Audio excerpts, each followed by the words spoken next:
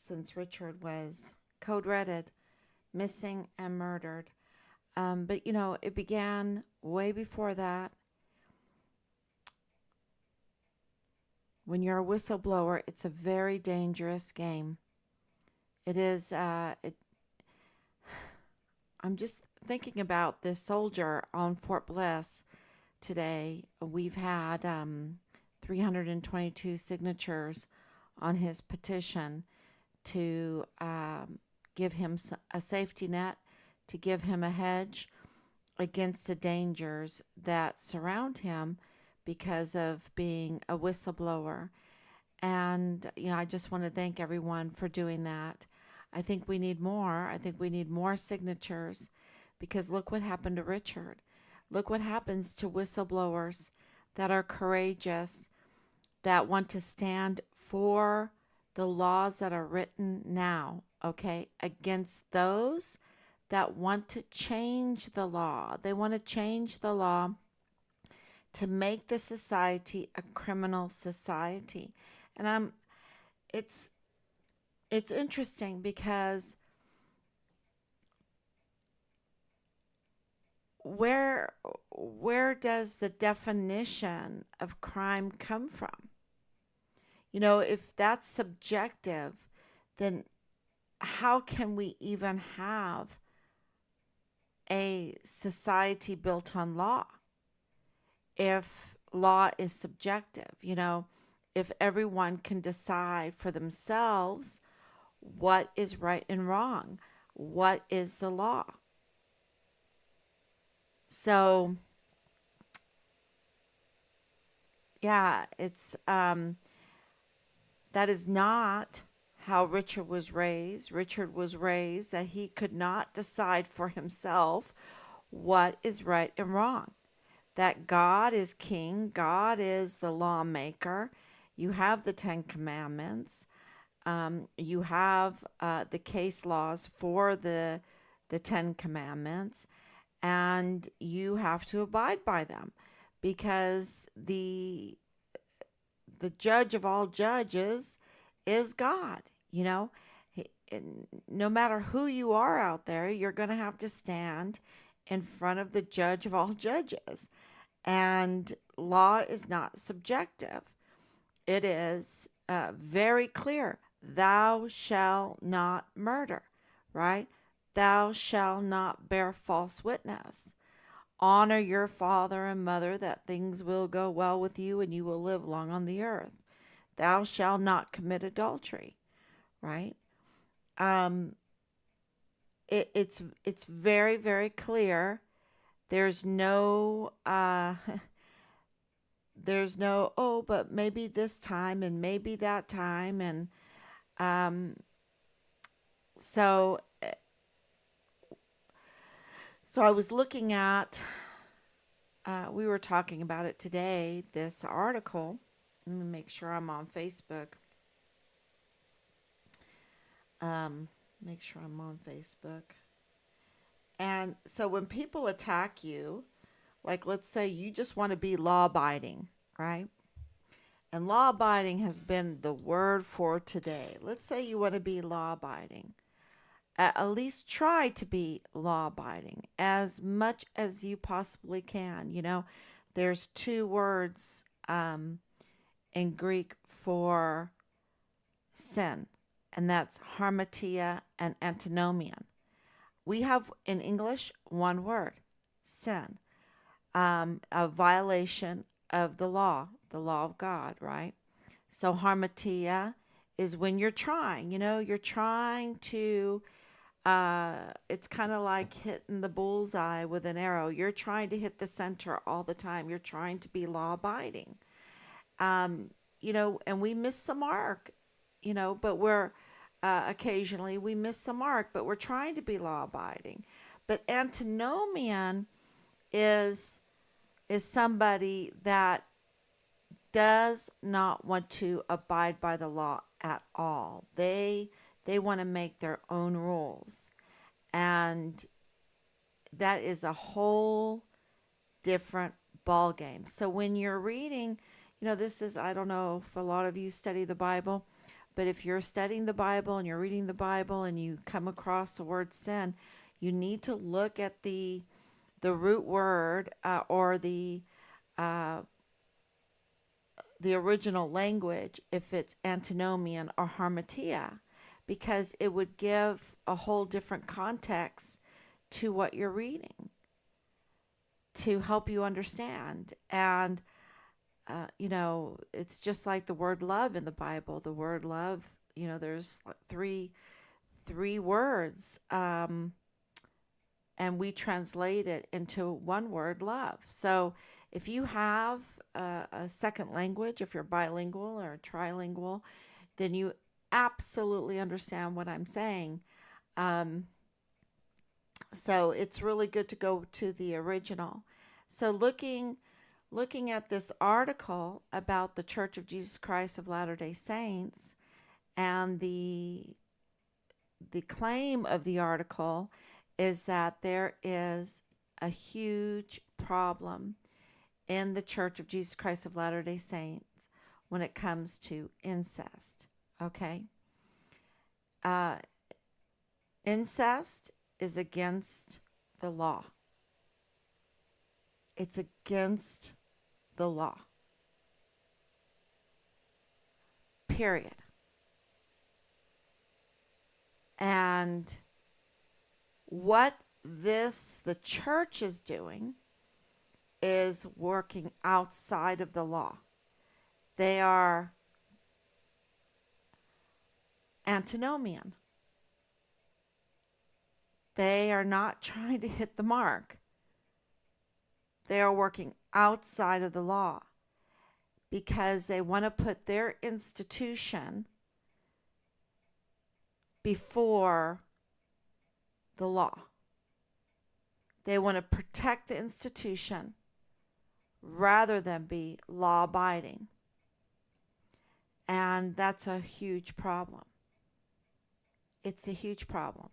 And we have this, and they're not the only institution doing this, right? You see this on Fort Bliss.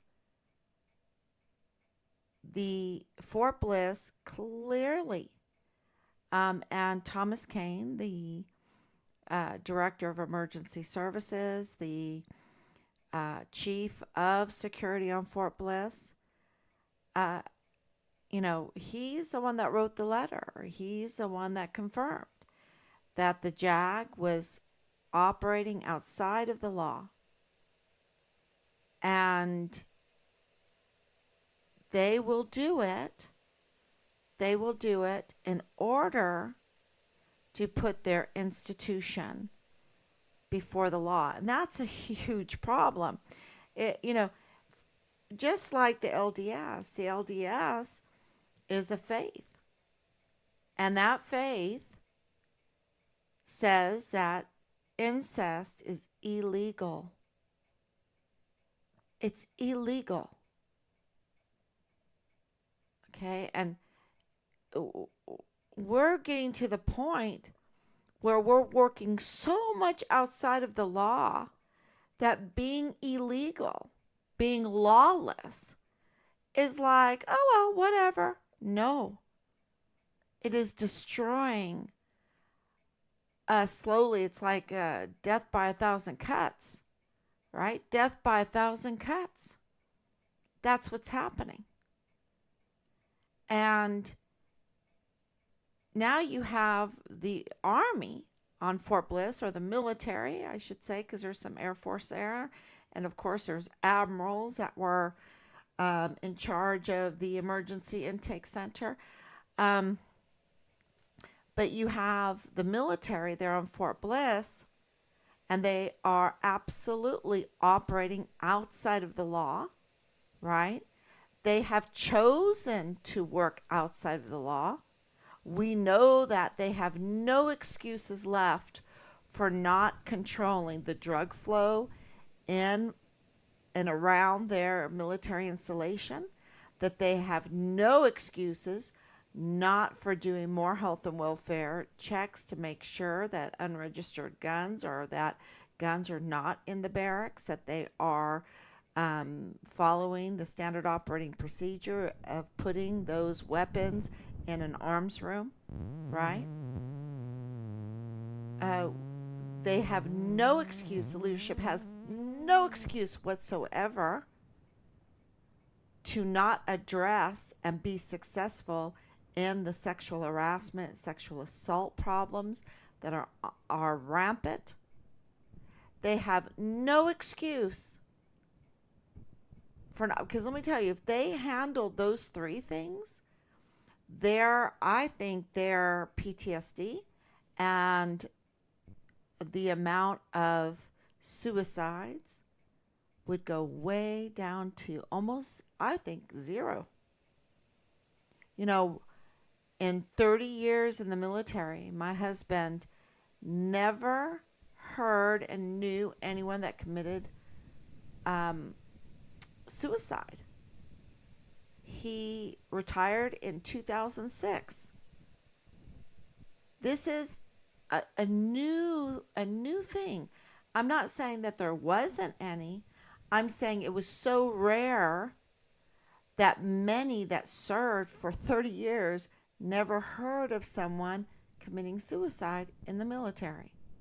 But now it has become common, and that's a huge problem. And the leadership has no excuse, because we saw how they can put the tools that we have given them with millions and billions and trillions of dollars. We have given them the power to click heels together to make things happen with their big staffs, with all their the tools, the weapons, the manpower that we have given them, and all the support.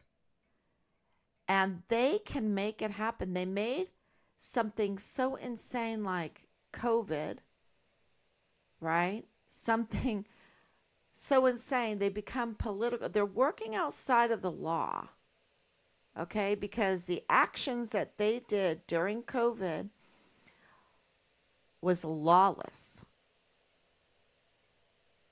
They were antinomian, and they knew it. That's why they weren't harmatia. You know, like, okay, we're going to make you guys wear masks just in case. No, it wasn't that. It wasn't that at all, because and I can tell you it wasn't that, because when we got there during when we got out of the sight of the major group of soldiers, it was like, oh, take off your mask. It was, it was a show. If there was really something dangerous that would harm us, none of us would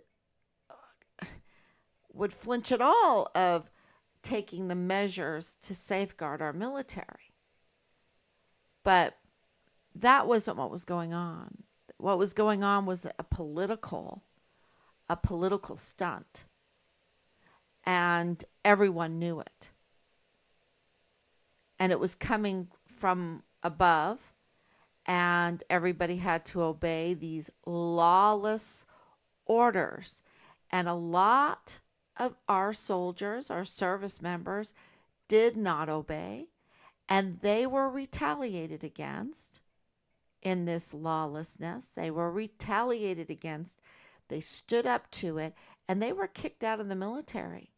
And they didn't get an honorable discharge. A lot of them did not get an honorable discharge. They got for disobeying an order, right? They tried to pull that stunt on Richard too. That didn't work. So yeah, that was lawlessness in action. But what it did show us is that the upper leadership, if they wanted to control the guns, make sure that the SOPs were followed, if they wanted to control the sexual assault and sexual harassment, they could do it. If they wanted to control the inflow, the marketplace of illegal drugs in the barracks, get rid of it, they could do it. They have the power to do it. They prove that they have the power to do it, but they choose not to use the power and all of the tools that we've given them to do good, to create a very strong military, okay, with esprit de corps. They choose not to. They choose to be lawless. Why? Why? Why do they choose to be lawless? What are they gaining from the marketplace for illegal drugs in the barracks? What are they gaining for having a 14-year-old being prostituted out while living in the barracks being prostituted out? What are they gaining for having all of these unregistered weapons just all over the barracks, flush in the barracks? What are they gaining? And one of my, the things that we talk about, reasons that we talk about, is that they are trying to put stumbling blocks in front of our young soldiers so that they will be corrupted, that they will end up getting in trouble somehow, corrupted, being it on books or off books or whatever, so that they will not become whistleblowers. It is a tactic to keep them from blowing the whistle. If they are corrupt, they don't want to confess, right? They don't want to confess. And so, they don't even want to say what they see, what they know, because they're being blackmailed with the moral hazard that was placed in front of them. And so this is that take of this article with the incest. You think, oh, it's only about incest, that there's an incest problem. But no, it's deeper than that. It's a lawlessness. It's an antinomian lawlessness. And it is to protect the institution above and before the law. And let's really say it, to protect the institution first before even the children, even the people. And, for the military to be doing this, because they are, that is really ironic, because the military is supposed to be defending the law of the land, defending the law of the people, defending the Constitution, the land, and the people. That's what they're supposed to be doing. And so I think that article is very, very important for the understanding of Richard's case, because absolutely, I have 3 books right in front of me that I'm looking at, the Institutes of Biblical Law, Volume 1, Volume 2, Volume 3. And, that was part of our homeschooling. Why we have to be in that harmatia, at least. Why we have to be law-abiding. Why we have to strive to be law-abiding. Because the ramifications, the results, the consequences of being lawless is death, is total destruction. Destruction of a country, destruction of a family. We see that. It's a destruction of a family. I mean, the Institutes of Biblical Law calls committing adultery treason. It's treason against the family. And in our society, being loyal to the family is just, I guess, in the crime, you can't tell anybody if I've committed a crime because you're my brother or sister, right? So in the criminal syndicate, you have this loyalty, but it means something very different to God. And it's really moving to read it because it gives you a skip in your walk because now you know how now to live. And of course, Rob and I shared that in our homeschooling with Richard. And that's why Richard had the courage to become a whistleblower because he knew it wasn't him saying that he was a perfect person. And to be a saint, it's not like you're a perfect person because there's none good, none at all, right? Except for God alone. We know that. He knew that. But there's no excuse. That's not an excuse to let lawlessness surround you and you not try to change it. Especially when the law in the military, the laws in the country says incest is illegal. Selling uh, illegal substances is illegal, right? Um, pimp, pimping out, prostituting out a 14-year-old girl, living in the barracks, two young men, that's pedophilia. That's pedophilia.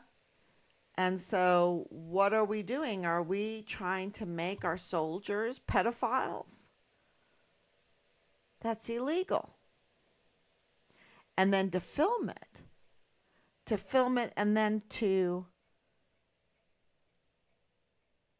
you know, sell it, to make it, available and make profit off of it. That's illegal. So, Richard absolutely had the courage to be a whistleblower. And he did. And they retaliated against him. And the first hammer to come down against him, well, the first one was the setup DUI, right? Which is very interesting because, we have the paperwork and the signatures are very interesting. It was a setup. And this is why this shows a premeditation, a coordination. Make sure that I'm on.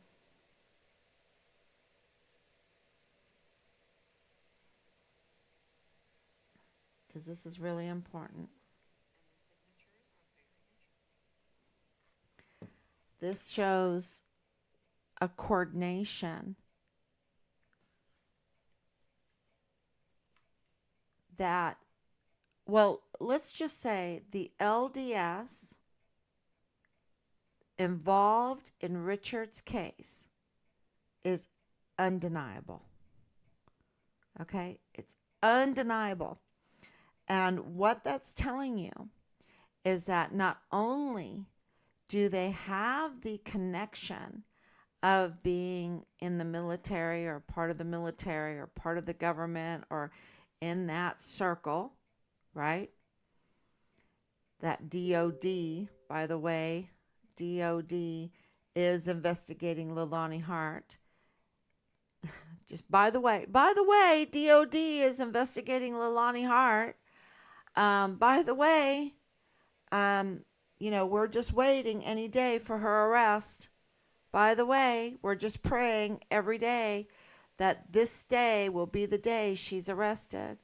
Yeah, by the way. So, but if you're in that circle, and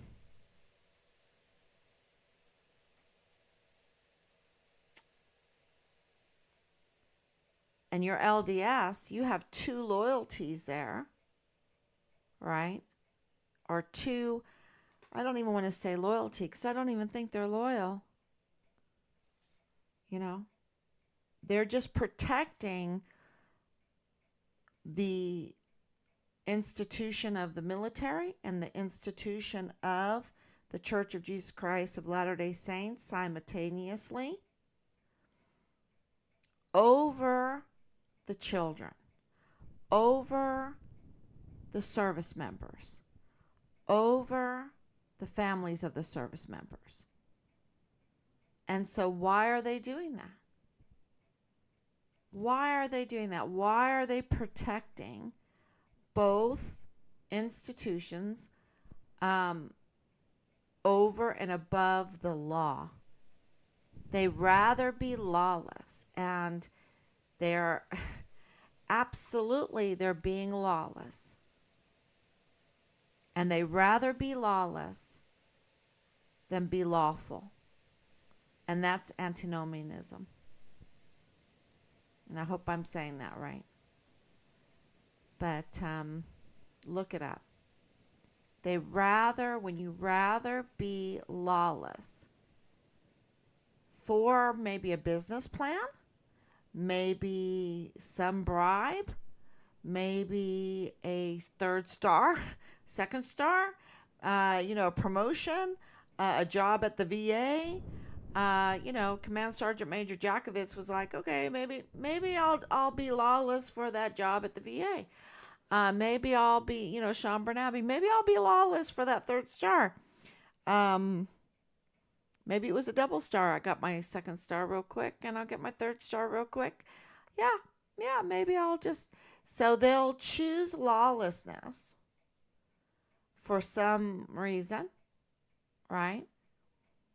And it's really, I hope that's a good analogy of, between the two. And it's really not an analogy. It's what's really happening. And that's why you see the case like Asia Graham where she's getting raped and they really don't care. They don't care, and they even put her face in it by putting her rapist 2 doors down from her. Right? They don't care. They're not saying, "Oh my gosh, how terrible. Let's get the women out of the barracks. Let's get this rapist. Let's secure our female soldiers, our service members," right? And so now they know, and they really knew how they were committing crimes against humanity. In my estimation, they were committing crimes against humanity during COVID. They were operating outside of the law. They were being absolutely lawless. Absolutely, I can compare them to many different regimes out there that we always thought as Americans we were not. That we respected our individual freedoms, our God-given inalienable rights, right? That we respected that. But during COVID, that we got a good red pill there, and they weren't respected. And now, and this is what Rob and I were saying back then, and we got some really ugly looks. We were saying, why are you doing this? These young service members, these young people, right? They have zero risk. They have zero risk. Give them some extra vitamin C, rations of vitamin C. Give them, bring in a bunch of beautiful oranges and make some fresh orange juice or lemonade or something like that for your service members, right? Bring down the prices for some healthy food and that, and they'll be okay. They will be absolutely okay. But they chose not to do that. It's a choice. And the LDS in this article, the article uh, states that they force the victims to just forgive. They misuse the law. They misstate the law. And I will tell you, in Richard's case, the law has been misstated many times. Many times. And they just hope that we're just ignorant, that we just don't, and a lot of times they're right, that we're just ignorant and we don't catch them in misusing the law. But when you are a victim of serious, serious crimes, I mean, if you're a victim of a crime, forgiveness doesn't happen unless there's restitution, y'all. You know, there is a there's a there's a requirement to forgiveness. Right? There's a requirement. You can't just say, "Oh, okay, I forgive you. I forgive you for, you know, murdering, ruining my small business, ruining my career in the military because I don't want to take a Cobra strike." And, no restitution for the harm that they purposely chose to do. Now, I'm dancing with my grandson and he steps on my foot or something. "Oh, I'm sorry, Gigi." I'm like, "Oh, okay. Just, let's come on, we'll get better." Right? I'm not talking about that. I'm talking about purposely trying to hurt someone. And they did. It was on purpose. It was deliberate. It was planned. It was premeditated.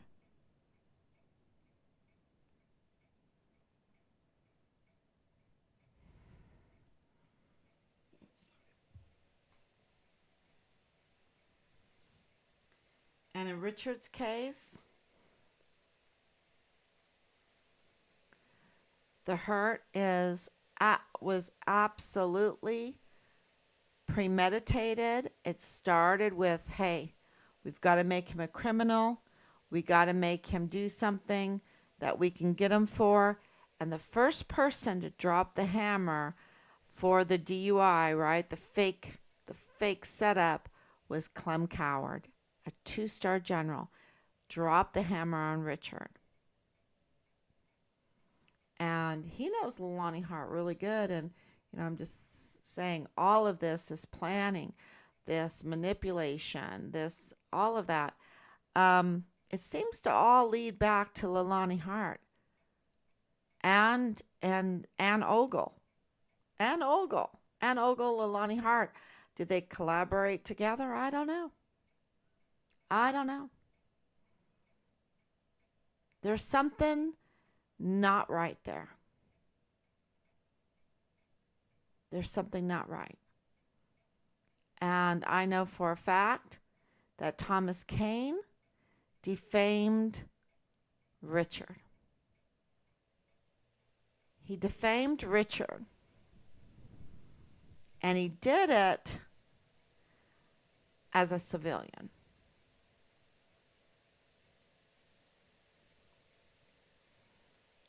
And I'm just, yeah, and he was absolutely very close to Leilani Hart, and Leilani Hart was very close to Angela Kachurga, or maybe Angela Katurga was close to somebody else, but she absolutely knew that she was using a convicted criminal, unreliable source, or she didn't care because she was protecting. Let's work outside the law because we want to protect an institution rather than the people, rather than justice, because that was an attack. What El Paso Matters did was an attack on justice, on the laws of this land. That's what it was. They acted lawless, and they rather act lawless than to abide by the laws of the land. And they used an unreliable source to smear a key witness in our son's case, to make an unreliable convicted criminal the mother of Richard's platoon leader. And there's this connection that, yeah, I need to wait 1 second and finish my thought before I go on to the next thought. But absolutely using that article on 26th of January, 2023, to obstruct justice in Richard's case. And Angela Katurga, El Paso Matters. I don't think they've ever covered Richard's case. I don't think they've ever covered Richard. No, I don't think so. I don't think they ever wrote anything. And that's interesting because I spoke with Katurga more times. At the very beginning, I spoke to her. And I'm just wondering, what was the purpose?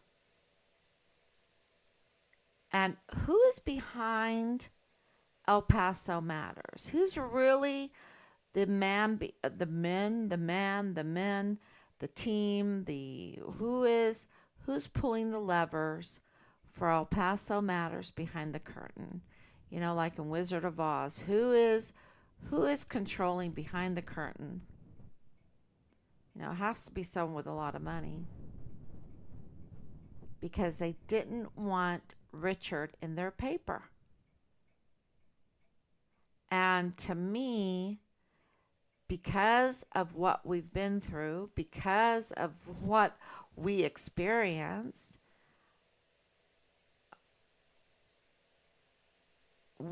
I believe it was political. And that's a real problem because we have hard evidence, irregularities, circumstantial evidence to show that El Paso Matters operated not as a news media for the welfare, for the information of the local population there, but as a political attack dog, a political psyop, a political psychological operation. And that reminds me of Josh, right? It reminds me of Josh Lyons, the asymmetric warfare group officer that was made to be our liaison. It's like they have studied the media and warfare, the media and psychological warfare, and how that can be used to sway the minds of the people away from being lawful towards being lawless. With these sex cults, they either want to corrupt you somehow uh, put a stumbling block in front of you and say, now you did it. Now you did it. Now you have to agree with everything we do because we've got this on you and you're going to be embarrassed for the rest of your life. And we can control you now. We can control you. You fell for it. You fell for our stumbling block. That's why those stumbling blocks are so detrimental. That's why we need to nip it in the bud.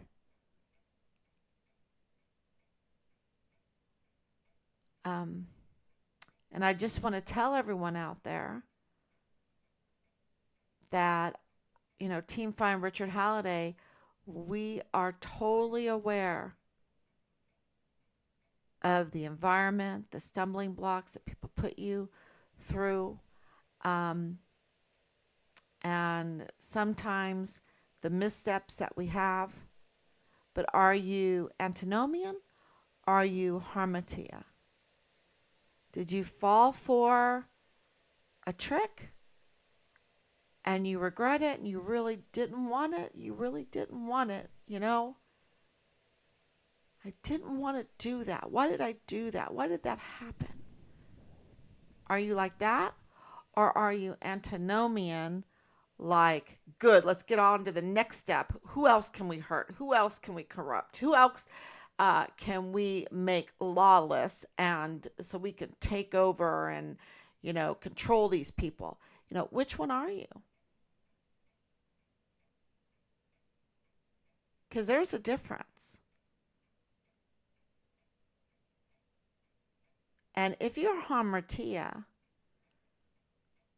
I just want to say you're not alone. You're not alone. There's a lot of us. There's a lot of us that say, oops. And, and Richard's one of them, because in that last video, he was apologizing for being courageous. He was so afraid of his life.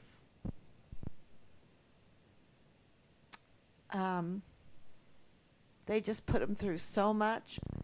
And yet, God made him a saint. God made him a hero.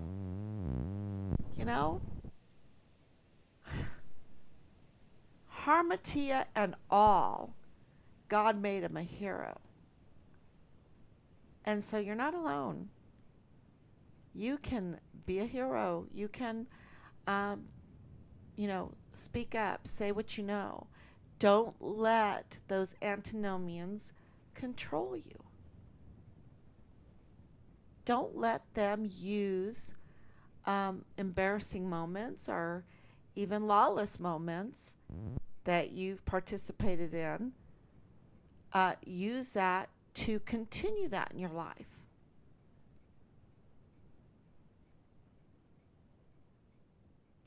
And that is, you'll probably have to pay some restitution for that forgiveness, but that forgiveness is there.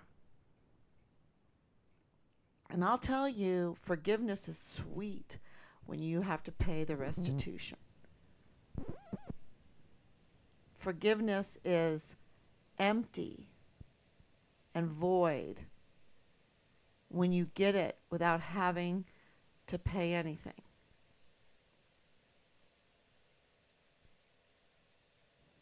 And I don't know if that makes sense to you. It does to me. So I'm just going to look at my notes here, because El Paso Matters. I don't think I've seen an article about Richard. So who runs them? Who's doing it? They're tax-free. And so I'm going to, and I meant to do this, but there's so much going on behind the scenes, and I'm going to do this. We're going to do this as Team Fine Richard Halliday. We want to put in another call for everyone to join us to contact the IRS. And I did put the old campaign up there. The address, I'm going to put a new address up there, to make this campaign to contact the IRS about El Paso matters, because I might not know who's behind them, this antinomian that's behind them, because clearly this is a person that purposely, or maybe it's people, a group that purposely wants to work outside of the law and take advantage of the local community there in El Paso. Absolutely. I am positive about that. And they get tax-free status for being lawless. But you know what? Tax-free status has rules that you have to follow. You can't be lawless. And we want to be a law-abiding people so that we can get the blessings of being law-abiding. Because let me tell you, those blessings are huge, huge. And I think as a society, we have forgotten that those are there, that those blessings are there for being law-abiding, because it's been so long since we have enjoyed them. We're so lawless now. So I think we need to hold, and we are working to even move further against El Paso Matters for what they've done. Right? And, that's being kind. Because to hold them accountable, to hold them to restitution, right? If we make them pay restitution, if we hold them accountable for their lawlessness, then they have a real chance at forgiveness.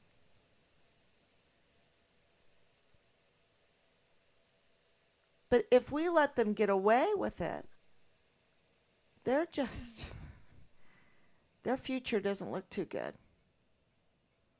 And they will bring a lot of people down with them. So I hope that we can put this campaign together. I'm going to put this campaign together. I think it's very, very important for a step along with the legal ramifications that we have to take for obstructing our son's case. And even hurting a person. Hurting so many people. You can't even count it, because you don't even know what they haven't reported, what they reported wrong, if they're just totally a political attack dog, then they haven't been doing their job to safeguard the community. And that's what the media does. It's an oversight. It's a safeguard over the community. So who knows how many people have been hurt by their lawlessness. So we really need to do that. Send some letters to the IRS. And I really hope that you join us. That's a big step. And I know Thanksgiving is coming up. But it's so quick in this day and age to sit down and do something so good as to fight for justice, right? It feels so good. And Thanksgiving would be a good time to do it. Let's fight for justice.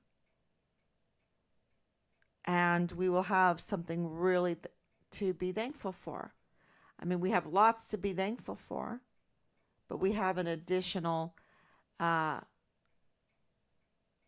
really positive action that we can take during this holiday season. So I hope you'll join us in doing that, and I'll get that up there. Um, so the DOD, yeah, thank you so much. There is, thank you for the hearts. Thank you, Anicia. Thank you for your prayers and your hearts and your love. And Grace, thank you so much. There is, yeah, there's representatives now investigating Leilani Hart. We are, I mean, please, I mean, everything takes a little time, but we are hearing that she should be arrested very soon. So, is it another week? Is it another month? I don't know, but I'm going to keep saying it for your prayers that it happens even sooner than what we expect. Okay, and I wanted to talk a little bit about the January 6th tapes that are coming out. I'm being sent January 6th tapes. I've watched a couple of them, and I put one up, I believe. And, you, you know, it is. So we talked about that today too, Team Fun Richard Halliday, January 6th, because we were there. We were there. We had gone to my dad's 80th birthday in Virginia. They lived in Virginia at the time. And we had the opportunity to go to January 6th on a bus from that community.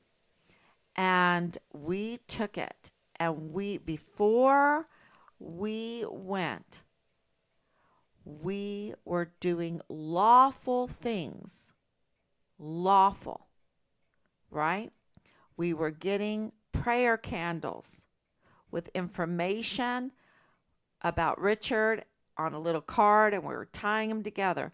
We were getting flyers, and we put them in backpacks. Lots of flyers, hundreds of flyers.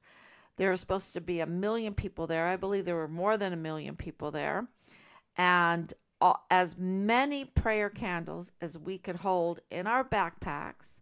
And we paid our way on this bus, and we went peacefully into Washington, D.C., and we were singing God Bless America, America the Beautiful, right? And it was cold. It was so cold.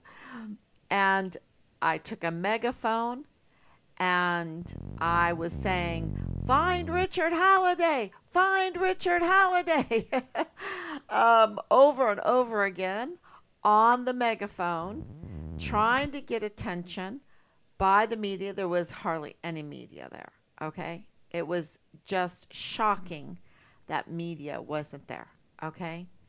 And so that put up a lot of red flags. Of course, the day before January 6th, on January 5th, Donna Martin contacted us. Yes, the Inspector General of the Army, 3-star General Donna Martin, contacted us and told us not to go.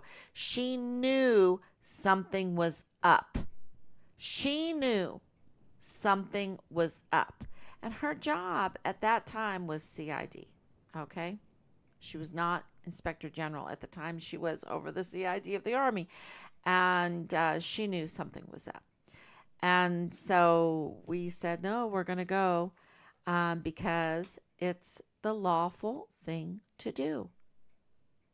It's a lawful thing to do. I can go into my nation's capital with 1 million people and I can hand out prayer candles to these patriots, to these veterans, to the media. The people that were there were patriots, were veterans, and were there some bad actors?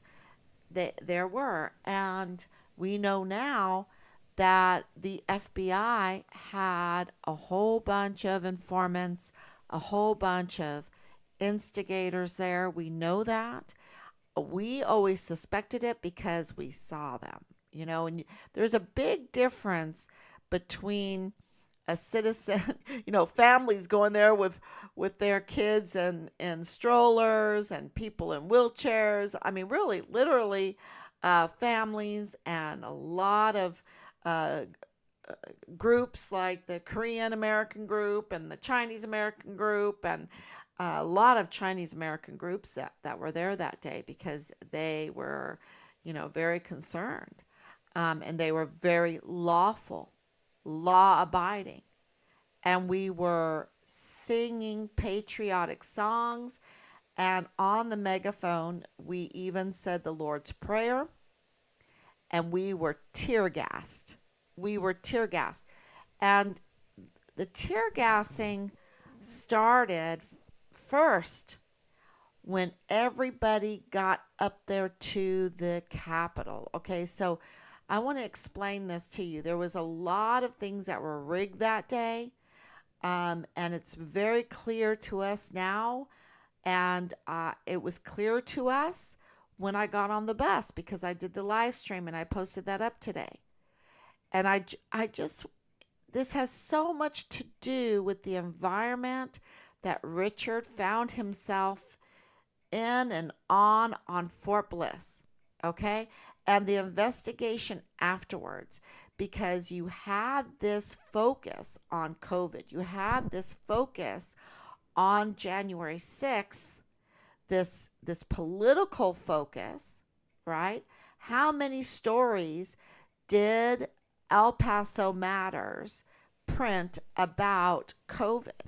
How many stories did they print about January 6th? And both cases, we know now they were political. So this corroborates our allegation that El Paso Matters is a political attack dog. And they took what they were doing with COVID, political, and they took their attitude that they were doing with January 6th, which was political, and they applied it to Richard's case, which is political. Okay? And we'll go into that more. But absolutely, they are a political attack dog in our assessment, with 3 years of gathering evidence upon evidence upon evidence, irregularities, and also circumstantial evidence.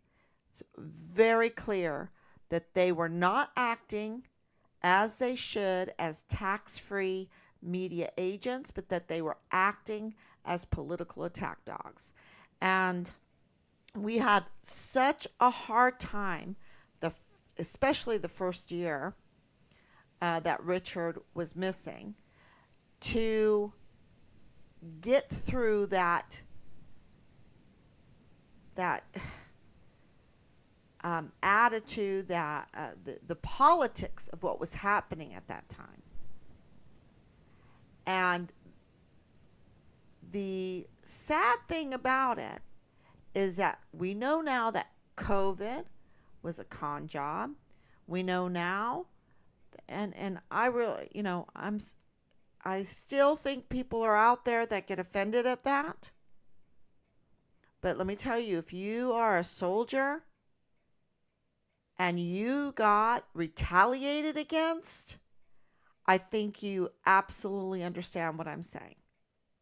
They retaliated against, and now those very soldiers, those very service members that they called every kind of name, right?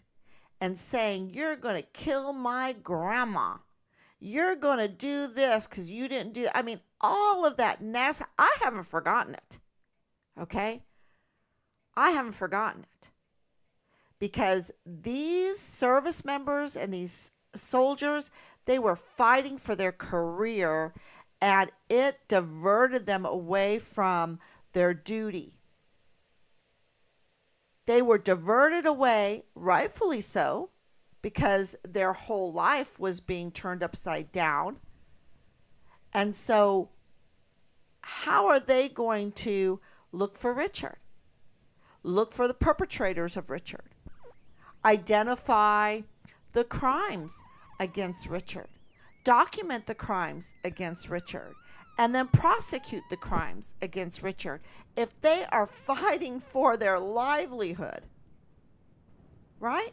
How are they going to do it if they're fighting for their livelihood because they're being called all kinds of names and being put out of the military during that exact time?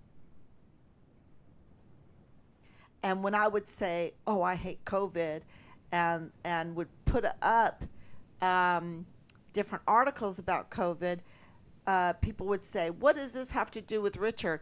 Well, everything, because everything was being turned upside down. That our law enforcement, our the military unit, the military leadership were insane, fighting with each other, uh, you know, tit for tat, retaliating against the soldiers that didn't want anything to do with it. And they had no time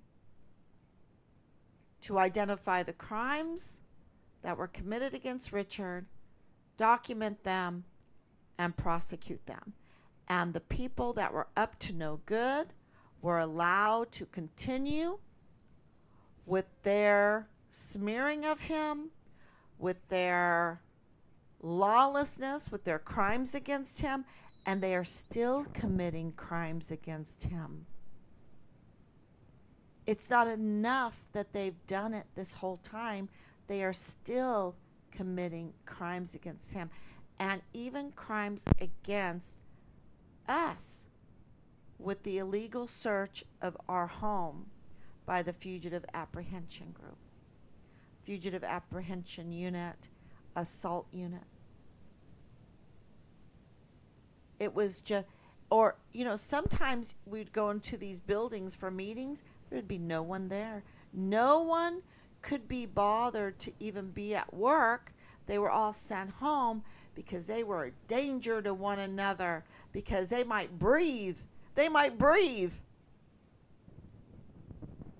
And I'm like, what have we done to ourselves that we are falling for this political attack dog fearfulness? What have we done? And who's behind the curtain allowing this to happen? Because I absolutely understand. My husband's in medicine. That gave us a heads up to what was going on. But you're trying to do a gift shop or whatever, that's been your focus, to have your business, your occupation in life, your calling in life. And it might not have anything to do with medicine because you trust the people in medicine to tell you the truth. You trust the Army to tell you the truth. And let me tell you, those military installations were the worst. They were so controlled. So controlled. And we had such a hard time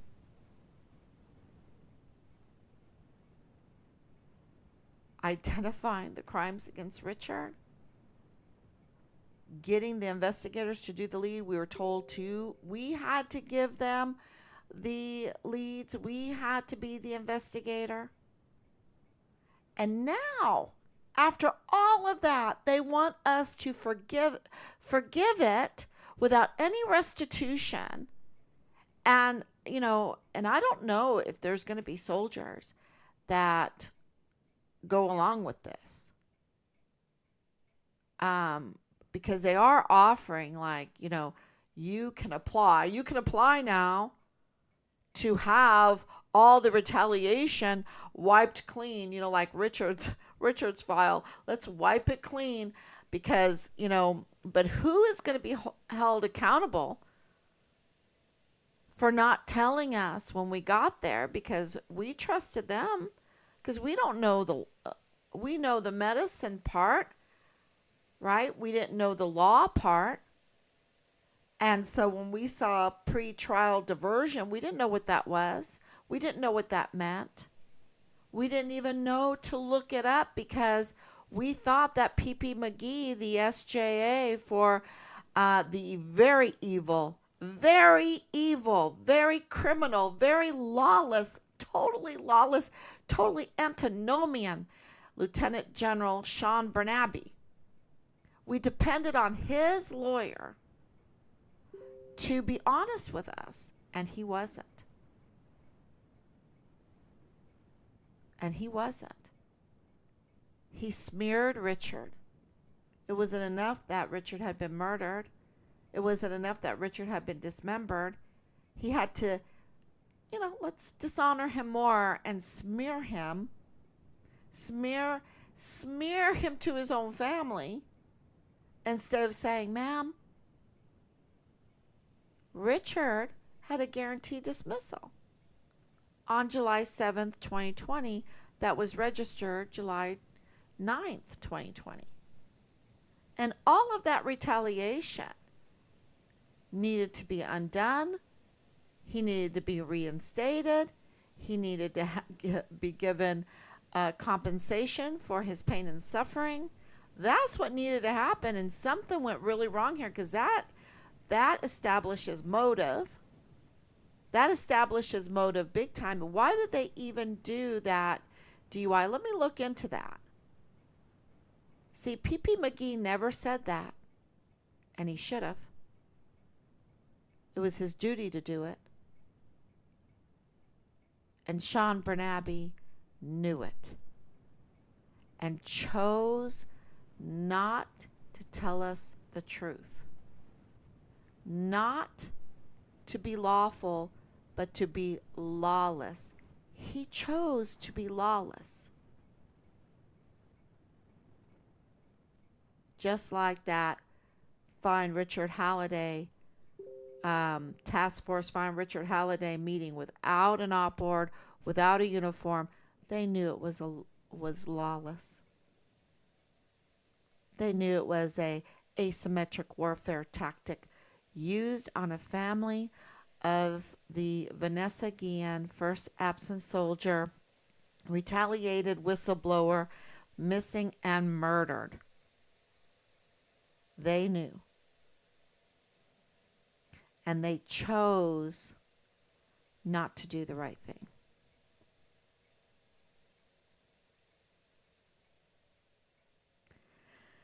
So where does Leilani Hart fit in this? Because I want to make sure that every one of my broadcasts, people understand that all the arrows point to Leilani Hart, because Leilani Hart is the mother of Dallas Hart, Richard's platoon leader.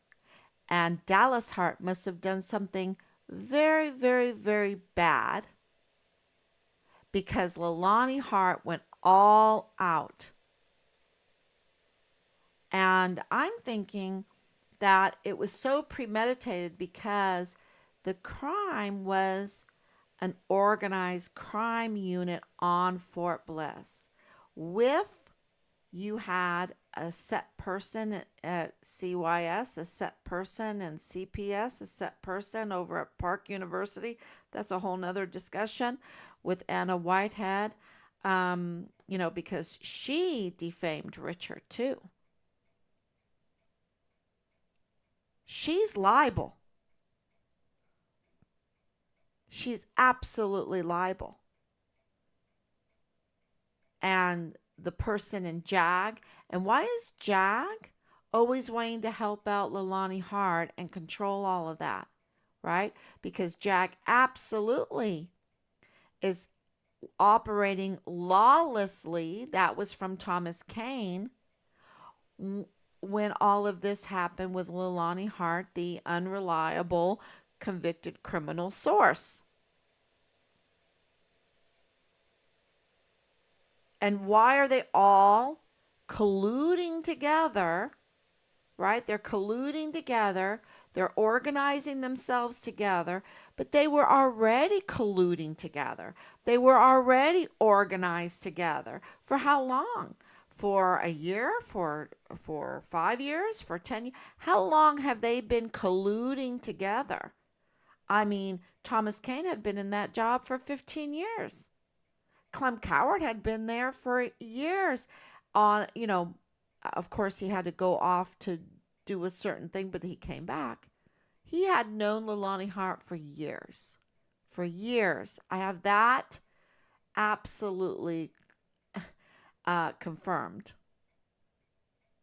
I have the Anna Ogle and Leilani Hart. That connection confirmed. Anna Whitehead, who allowed Leilani Hart to go unchecked with all of the damage she was doing at Park University. This is years, right? These are several different people getting hurt. Even the regional director got up and moved after fighting for his name, and he won. He was exonerated. But these are absolutely, you play the game, people put in these situations there at the CID, Tavita Nusa, and even dirty agent Marlon Soto.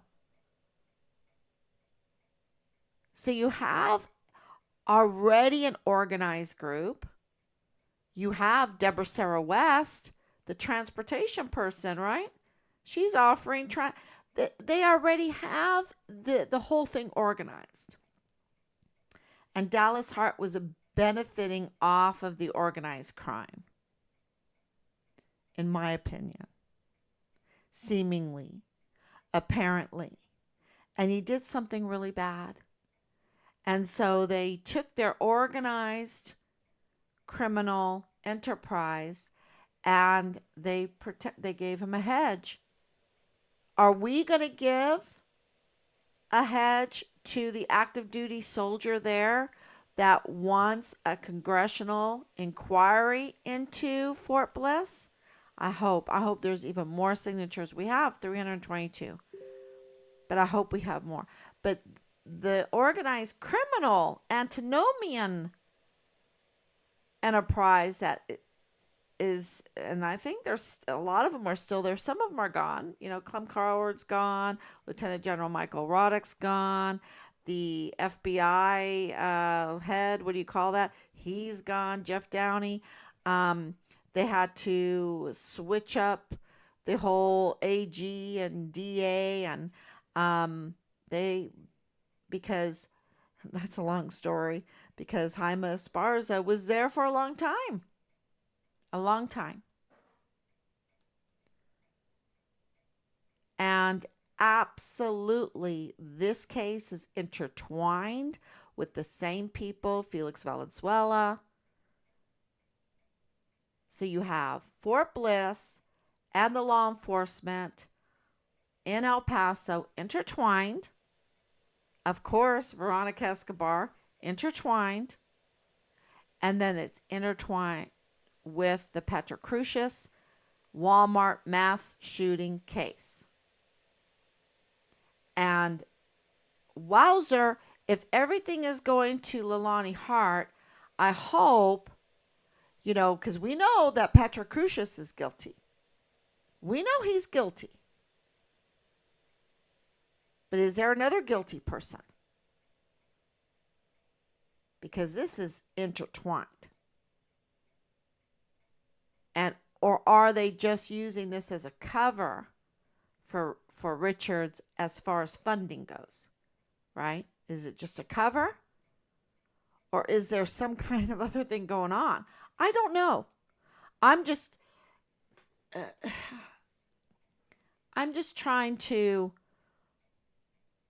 think, why is the same people involved in both cases? Why would they be so antinomian? Why would they be so lawless to cover this up? And now, because J6, the releasing of the videos, is showing the public that there are FBI informants, that there are bad players, that there are psychological operations to hypnotize the public, to make them do what they want them to do, to go where they want them to go, to believe what they want them to believe, right? That they have this going on.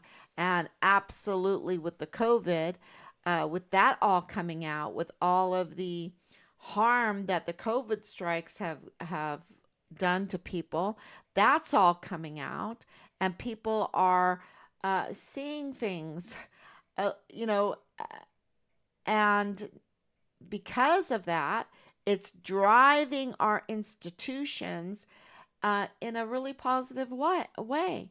They're starting to say, wait a minute, it's either we start acting lawfully now and do our duty and start identifying crime, documenting crime, prosecuting crime, start reporting the crime, right?